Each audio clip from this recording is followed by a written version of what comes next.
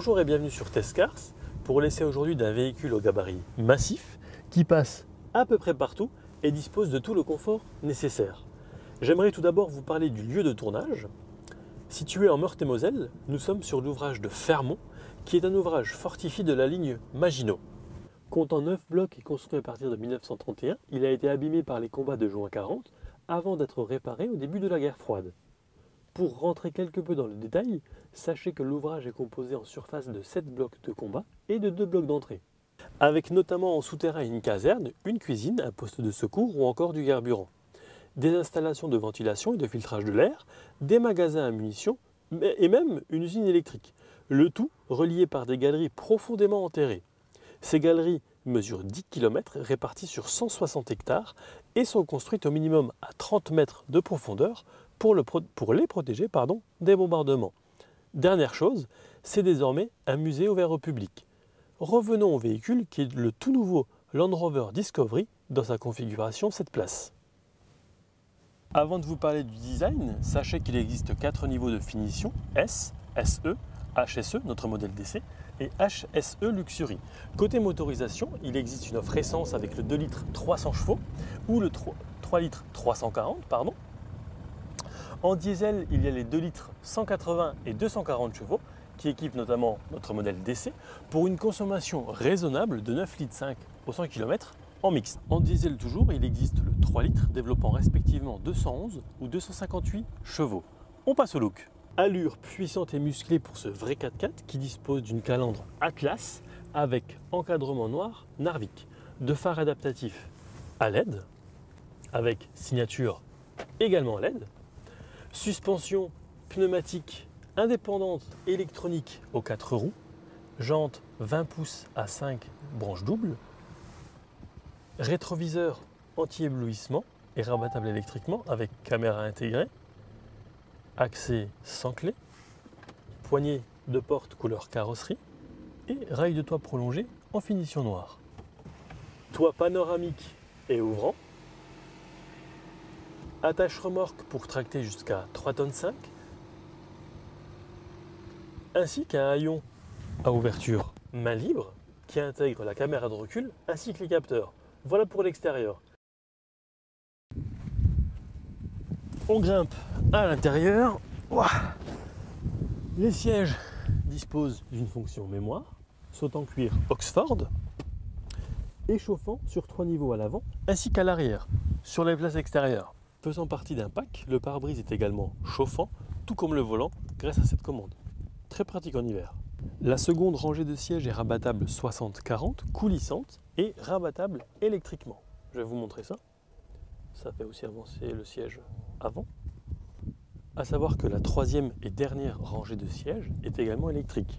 Ce qui peut se révéler très utile à l'usage, c'est que vous pouvez naturellement rabattre les sièges comme je viens de le faire, mais aussi via ce panneau de commande intégré au coffre, ou même depuis la Remote Premium qui permet de configurer les sièges à distance depuis l'extérieur du véhicule grâce à une télécommande. 1137 litres en configuration 5 sièges et 2406 si vous n'avez qu'un passager avec vous.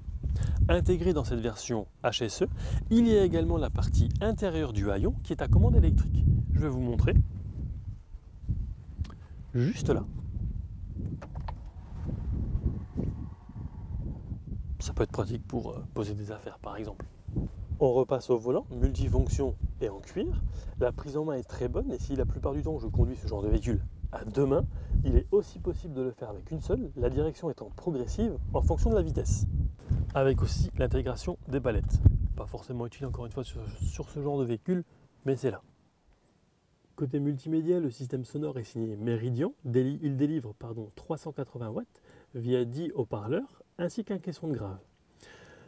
On arrive sur l'écran tactile de 10 pouces avec la source sonore, la connexion du téléphone en Bluetooth, la température extérieure et intérieure, et ici la navigation. Le système, il s'appelle InControl Connect Pro Navigation, écran de 10 pouces, je ne sais déjà plus si je l'ai dit. Il y a notamment la possibilité de transformer le véhicule en hotspot Wi-Fi. Il y a des services et il y a aussi, ce qui est très intéressant ici, des informations sur le franchissement dont je vais vous parler juste après le volet sécurité. On termine avec une clim ici Trizone qu'on retrouve également à l'arrière. Et en ouvrant cette commande, outre un espace de rangement assez petit certes, il y a aussi et surtout le lecteur CD.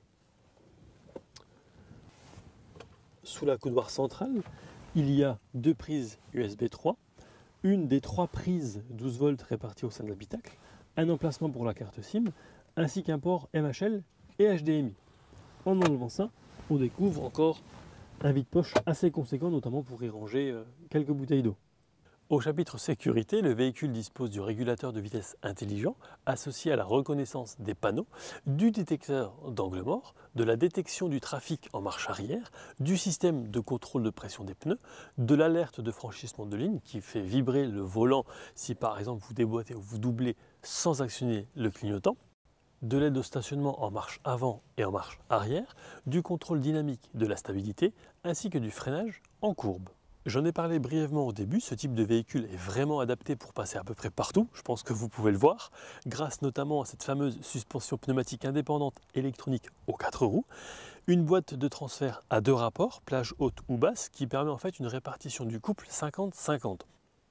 Sans oublier le système Terrain Response 2 qui surveille les conditions de conduite et sélectionne automatiquement les modes de conduite qui offrent le meilleur paramétrage du châssis et de la transmission pour les conditions données.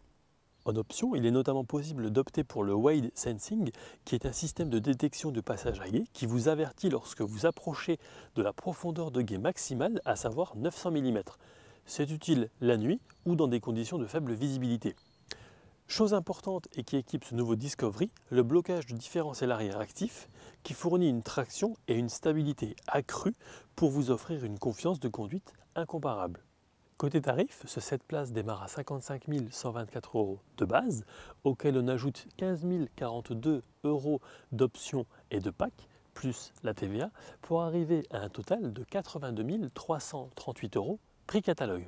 En une semaine, je serai rentré et sorti à une dizaine de reprises de parking souterrain et il faudra être prudent pour ne pas abîmer les oreilles rabattables de l'engin avec la hauteur de caisse minimale.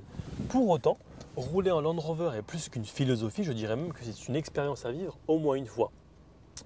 J'ai embarqué avec moi collègues et amis dont les commentaires convergent tous dans le même sens, à savoir gabarit imposant de l'extérieur, confort de roulage, très spacieux, capacité de franchissement hors pair, j'ajouterai insonorisation au top et consommation maîtrisée. Bref, un vrai Land Rover. Pour cet essai, je tiens à remercier respectivement Julien de la concession Arnold Cons Luxembourg, CF Photographie pour les clichés, Gilbert pour l'accès au fort de Fermont, sans oublier Romain de la télé Rive 54. Vous retrouverez cet essai sur les différents réseaux sociaux, sur le site internet, ainsi que sur l'application. Quant à nous, on se retrouve très vite pour un prochain essai. À bientôt!